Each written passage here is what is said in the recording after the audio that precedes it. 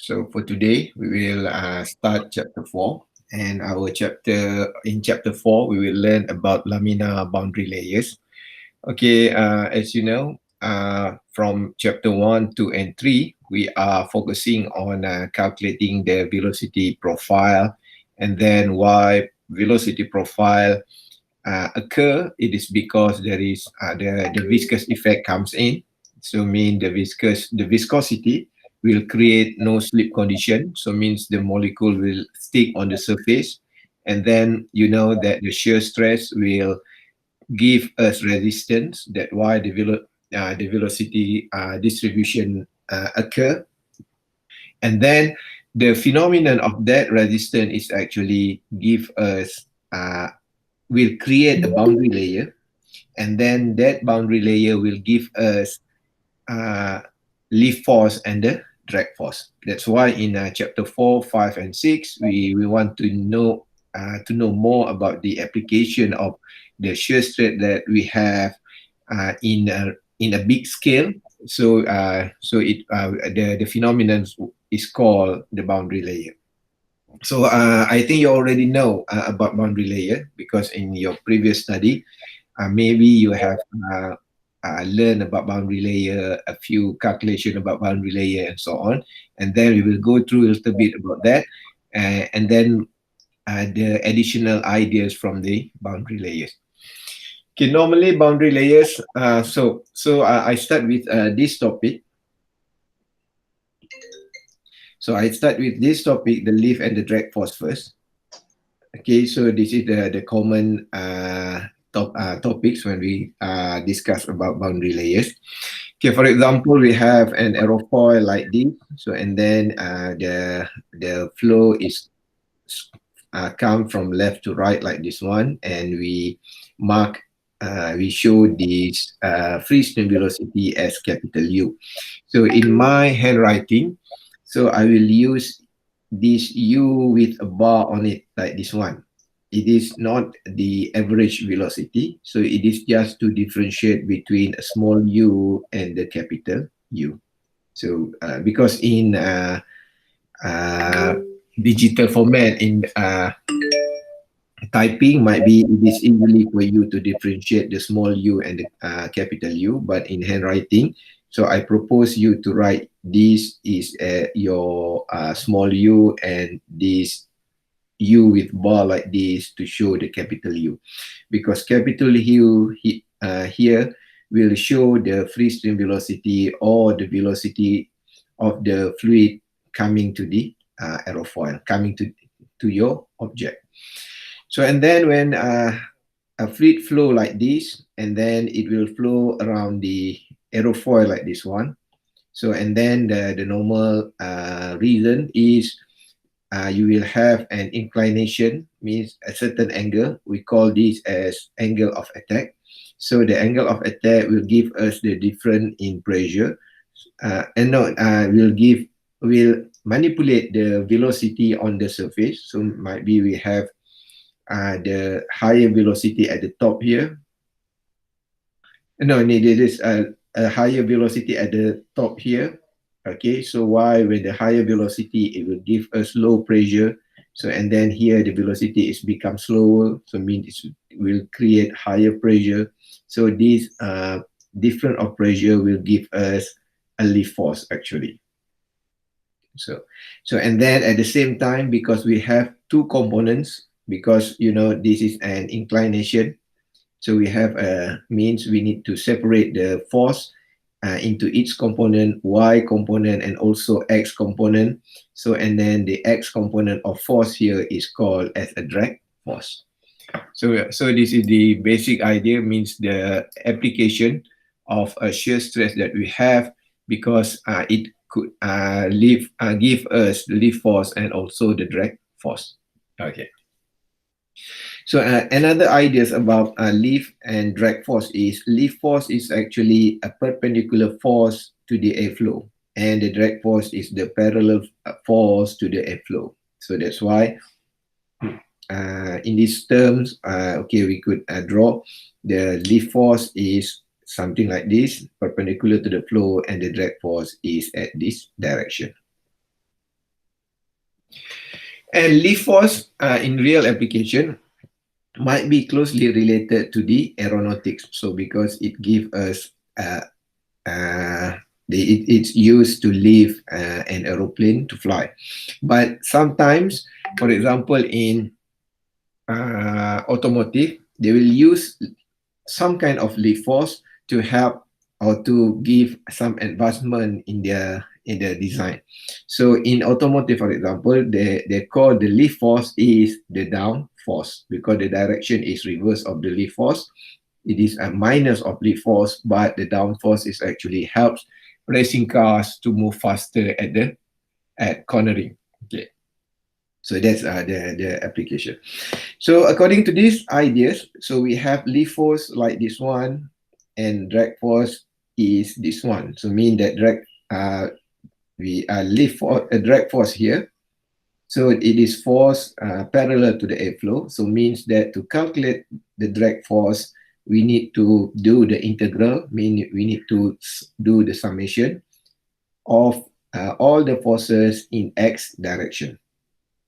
So this is the common equation for the drag force, and this is the common equation for the lift force. Mean we need to do integration or summation of force in y axis. So we have integral of dfy, df in y direction. So again, so we would like to discuss about the forces that act on a surface with a certain angle. So let's say we have a free stream velocity, so flowing from left to right like this one, and we have one area, a small area, inclined at certain angle. So we label this area as dA, a small area from so, and then we could say that there are two types of forces. One is force that comes or that occur due to the existence of pressure. So, and then we could have equation of force is equal P times A. So we have pressure. So, and then it's multiplied with the area, and you will we could feel a force. And then another force is due to the friction. So when called due to the friction, it is because of the viscosity of liquid, the viscosity of fluid, whether it is gas or liquid. So we could write the force due to the friction or due to the viscosity by writing force is equal tau times A. So I think both of these equations, you are already familiar with this two equations because we already discussed about it in the previous chapter. Doctor, then in this case, we don't have the lift force and drag force? In this case, this is the derivation to get the lift and the drag force. Oh, okay. Okay, so the first one is actually the overall story about that. When you have something in certain angle, so the lift force and the drag force will occur. Okay, then we go for the start. We go back to analyze what actually create lift and drag force. Okay, thank you. Okay. So okay, a good question actually, because if you have a straight plate like this, whether you are using a thin flat plate or you use an aerofoil like this one, if you put your aerofoil like this one, totally symmetry, and then you have the free stream velocity like this one, the lift force cannot be generated. So might be you only have the drag force. Okay, because you don't create any angle to split the force into x and y components. Okay, so the trick is you need to incline a little bit your surface here to give the force into its two components. So one of them is lift force. But this is just the general knowledge, okay? At certain angle, the lift force may be reduced or lost at all. So that's why if you read about the air crash and the plane A crash, so you will find the specific term called stall. So stall means when your aeroplane inclined at certain angle. So on that angle might be it reach its stall condition. So means that the lift force cannot be generated at the wing of your plane. So then your plane will fall down like a big solid thing. Okay, so means that that's why if you do research in aerofoil and so on, the most important thing is actually the failure of your angle of attack. So the failure of your angle of attack is actually the stall condition where the lift force is actually cannot be generated. Okay, that's the okay. So and then we draw our free body diagram. So we have an area like this one, and we know if we have force. So and then we know that if we have pressure, and pressure will act on certain surface, so it will create force. So the force is uh, can be draw at like this one. So you have an arrow perpendicular to the surface.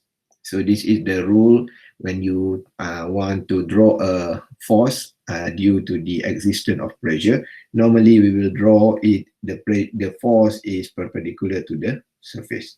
Okay, so we draw a perpendicular force like this one, and then another force is actually due to the shear stress. So we draw a shear stress like this one. Okay, so so it is equal to tau times A. Okay, so and then if we split the forces, so we could have the P times A is here, and then according to the angle of theta here, so we could have the uh, X component PA cos theta and Y component PA sine theta.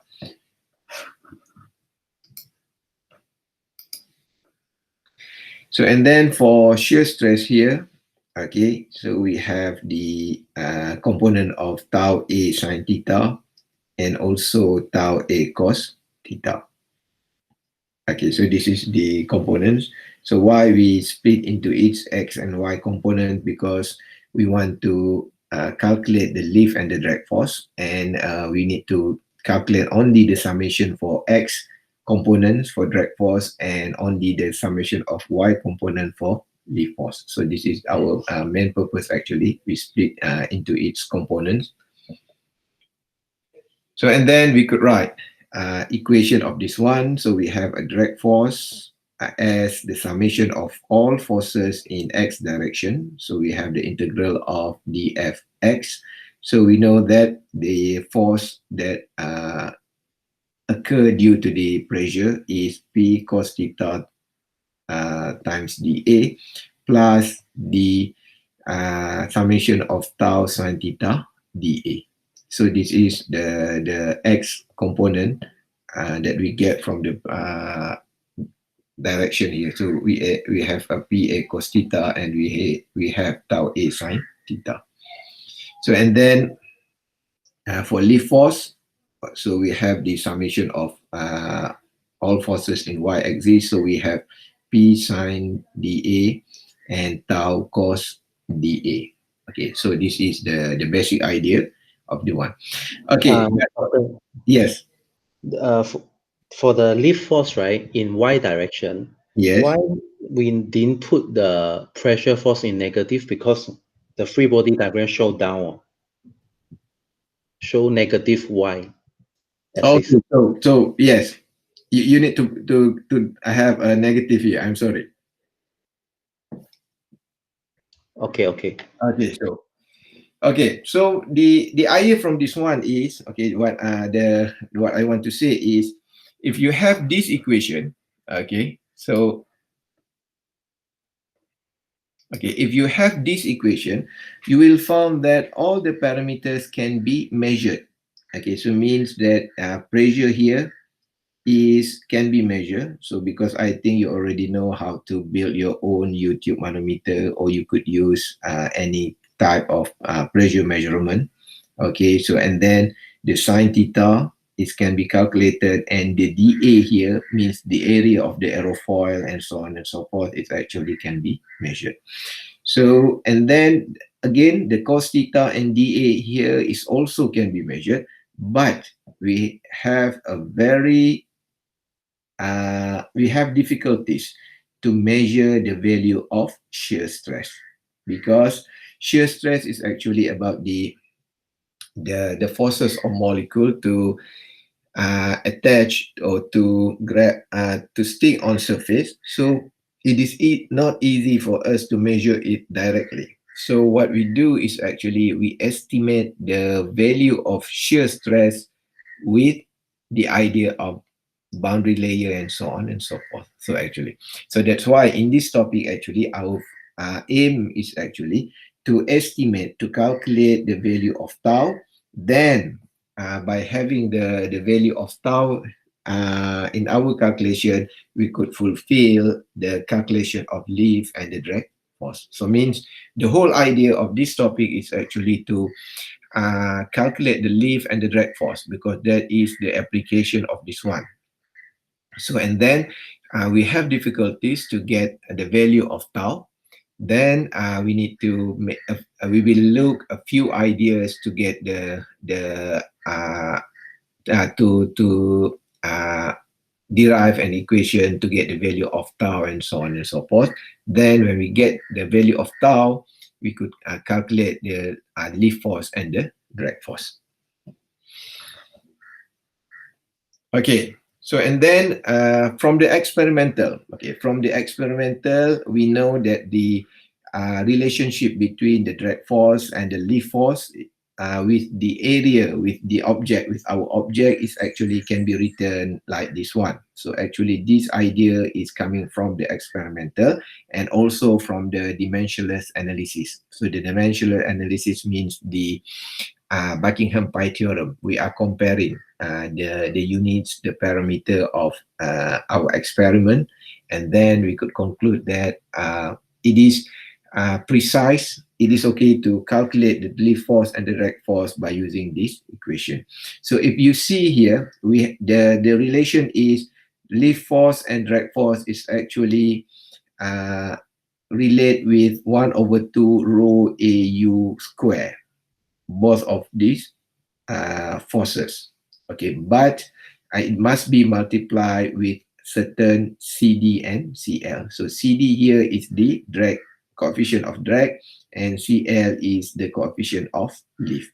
So in experimental work, the CD and CL is correlate is determined by the experimental work. So we, for example, the simple one of this one is if we have one thing here, we have a sphere, for example, and then we put a Newton meter. So I think you know what is Newton meter. So a device to measure a force. So and then if you blow the wind here, so the sphere will move a little bit to the right, and then it will push the Newton meter, and you will get the value of force in Newton. So and then if you substitute to this one, so means that you know that the force here is actually the drag force, because this force is only works on x-axis. So and then you know the drag force, you could have 1 over 2 rho means the density of the air.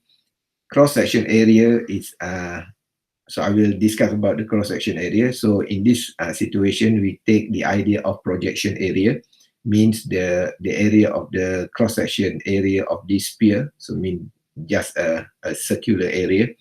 And U square here is the velocity of this free stream velocity. So and then if you calculate all of that, so you could find the value of CD. So means that this CD can be found from the experimental. Normally, people will take CD from the experimental, and then we start to compare with this calculation and analytical Okay, so I think this equation is quite familiar. You already know about this to calculate the lift and the drag force. So, however, for this calculation, okay, for this calculation, you must make sure what is the correct or acceptable area or acceptable calculation for your area. Okay, because the area here, the A will change according to the condition and definition. So in if you do your master project, you do about boundary layer or you do about the lift force, drag force, and so on and so forth. Please uh, take seriously about the area, because for this one, if we have a falling sphere, okay, so we normally take the area is the cross-sectional area or the projection area of that object. So the projection area here,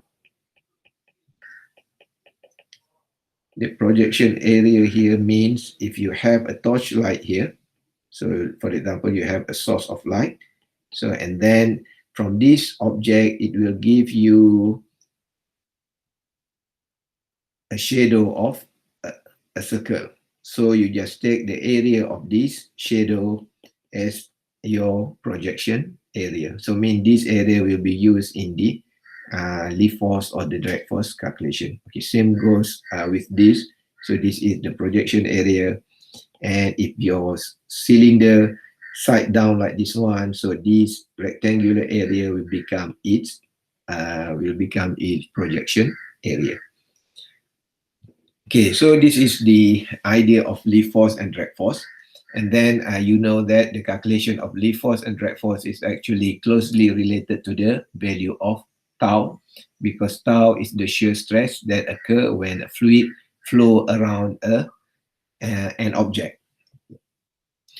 So and then okay, I'm sorry.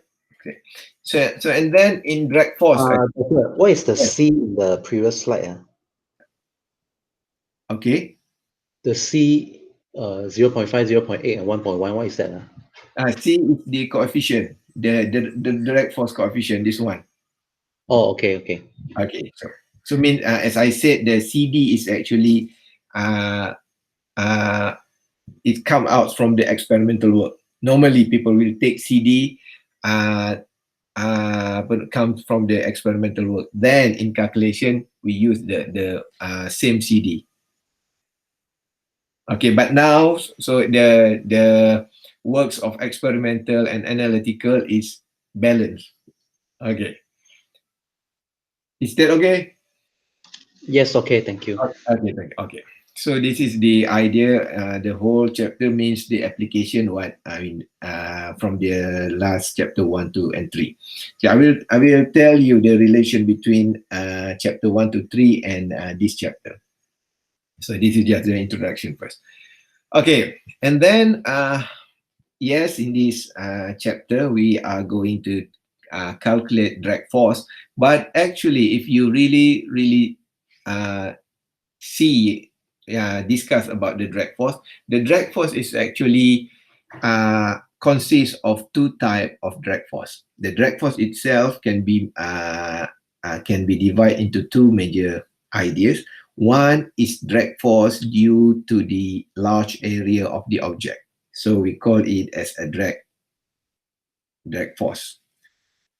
Normally we call it a drag force and so on. Okay, but some drag force is actually a part of that total drag force is contributed by a shear stress by the viscosity effect of that fluid. So that to differentiate with the drag force, so we call it as a skin drag or a skin friction. Okay, so the idea is very simple. You could see the diagram here. If your object is just a thin plate like this one, so means that the cross sectional area mean the area that hit that the fluid that hit an area of that object is totally small. So means that the surface of that object is actually not give much resistance. So let's say we could say that the resistance according to the area of that. Area means the perpendicular area, the cross-sectional area. The resistance that come from the cross-sectional area of that object can be assumed like might be contribute 0%. Okay, just to show the relationship. Okay. So, but this object, whether it is thin, a very thin object, so it still gives us a drag force. Why? Because there are molecules which that travel on the surface of this thin plate. So this drag force is actually come from the idea of the skin drag force or skin friction. So in this situation, we could say that, so if you have a thin plate like this one, so might be the drag force or the drag force come from the area, the cross-sectional area is 0%, but all of them is actually come from the viscosity or from the skin friction. So if you have an aerofoil like this one, so because you know aerofoil has a certain width at the middle here, so this will give us a projection area. Okay, you could imagine the projection area like this one. Okay, so because it has a little bit a big area there, so might be the drag force due to the surface is 10%, and the rest around 90% is contributed by the skin friction. So then if you have a very a cylinder like this one, so you have a sphere, for example, or you have a cylinder of this one at this orientation. Okay, so means that the area here, the projection area here will contribute more in creating drag. So might be we could say it is 90% according to the area and only 10% according to the viscous effect. So and then if we change the orientation of this plate like this one, so we still have drag force, but it's maybe 100% comes because of the area of this plate. Okay, because might be the viscosity will go through like this one, so it's not contribute a lot. So we could give it as a 0%. Okay. Now, because we have two types of form of drag force now, so to make sure that we are correlate the shear stress with our lift force and drag force very well, we are going to discuss about our boundary layer here with this condition, because we want to neglect the effect of the cross-sectional area in our calculation.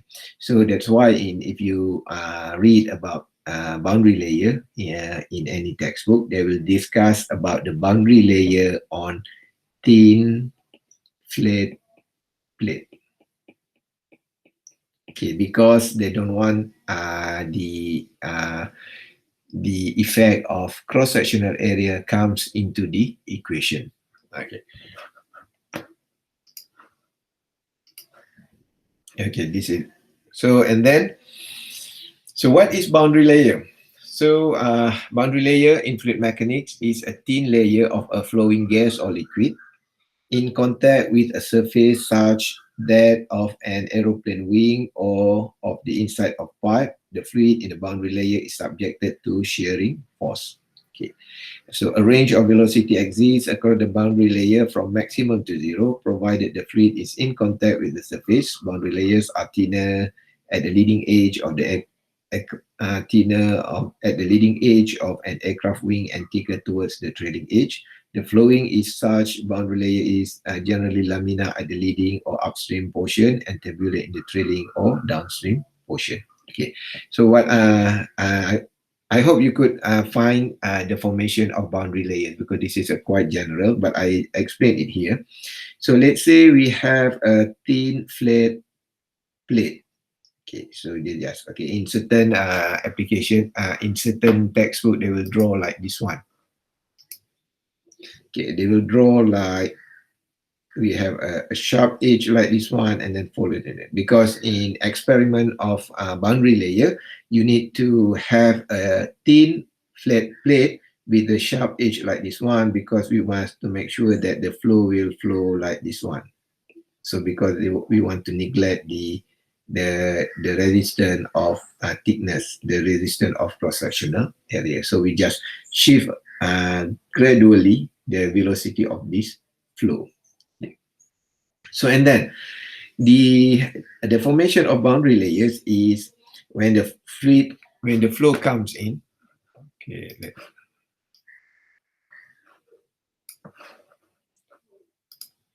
so when the flow comes in, okay, in at this area, so because the fluid is not contact with any surface, so means that the molecule here will flow at constant velocity, means molecule here will have uh, same velocity. However, when it starts to contact with the surface here, so the no slip condition will occur. So at the tips, the starting point here, so might be it's just starting. So the boundary layer is might be not formed, not occur yet. But at this situation, so we found that the velocity distribution it might be can be drawn like this one. And then at the back here, the velocity distribution is become bigger and bigger. So I think you know what the meaning of this quarter circle.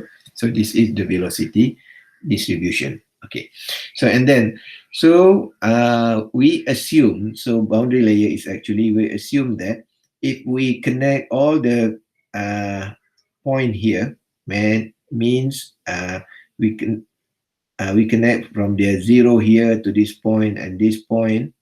So we could say that we could clearly separate, okay, an area of different velocity, means area which has velocity distribution, means the area which is have velocity not constant velocity, okay, increment of velocity, and area of constant velocity. So means that after this one, after this point, the velocity will remain constant, because this velocity must be same with the velocity of incoming velocity here. Okay. So and also at this one, so the velocity must be constant. So means that this, okay, this means that this line is actually to separate between area that has velocity distribution here with the area that has constant velocity. So means that so this is the idea that it will create a layer here. So this is called the boundary layer, mean a layer to separate the area where the velocity is increased, keep increasing, means the velocity distribution, and the area of a constant velocity. So boundary layer is actually a real phenomenon. So in certain experiment, you could see one of the is something like this one. So because normally we will conduct a boundary layer experiment using air. So and air is, you know, it's see-through. It's not easy to see the boundary layer. But if you give certain techniques, mean you just reflect, give them a little bit some a temperature, heat them a little bit, not so high, and then you reflect the image on a mirror. So you could have this phenomenon. So this is means that the flow here flow around this one and will create a boundary layer. So on this area, there are a velocity distribution, and but at this area is actually they will have a constant velocity. Okay. Okay. Later on, we will discuss about at what condition we should take the boundary here. Okay. But the idea is, I hope you could explain very well about the formation of boundary layer. Okay. Okay, so this is another experimental in a wind tunnel. So we use the smoke generator to create a streamline. So this is the streamline. So and then if you want to reflect this uh, streamline into the simulation or into the in your computer, so you may use the idea of ideal flow. So you may use the combination of certain parameters to get this one. Okay, I'm not familiar to how to merge to become the aerofoil here, but the idea is there. The idea is by using the idea of ideal flow to get the streamline, and you know how to get the equation for this streamline because we have the psi. So this is the relation between the experimental works and the calculation. Okay, so actually here, right on this, so we could find a boundary layer, but I think it is not clearly exists here. But I want to say here is if we have an aerofoil like this one, okay, so previously we learned about flow in pipe in your previous study. So you know that flow in pipe, there is a laminar flow, and then they will change into a turbulent, okay, and so on. So in boundary layer also we have those region. So we have a laminar boundary layers. So and then we have a transition here. So and then we have a turbulent boundary layer. Okay. And then in turbulent boundary layer, there is a special phenomenon which called the separation point. So the separation point means the velocity is actually not attached at the surface anymore. It separates. So it goes, it starts somewhere. Okay, the molecule is start to detach from the object, and then it will create a wake, a turbulent here, because you could imagine when the molecule is flown from this point, so there is some kind of vacuum here, but air will come back to fulfill this area and it will create wake.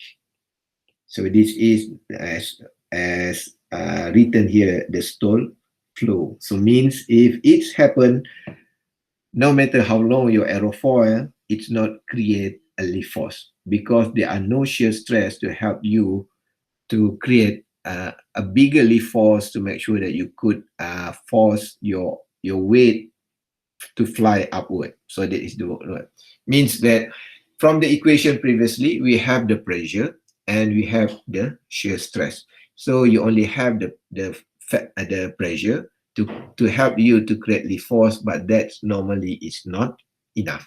Okay, that's what if you read about the airplane crash, so you will have the word stall and so on. That stall is actually when your aeroplane lost the capability to generate lift force from your wing.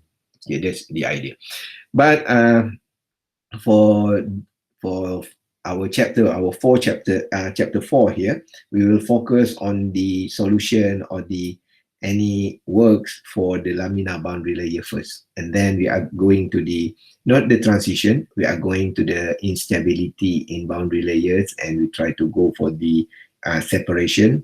So and then in chapter 6, I think we are going to calculate about the turbulent boundary layer. Okay, so this is the overall chapter, the overall idea for our next 4, 5, and 6 chapter.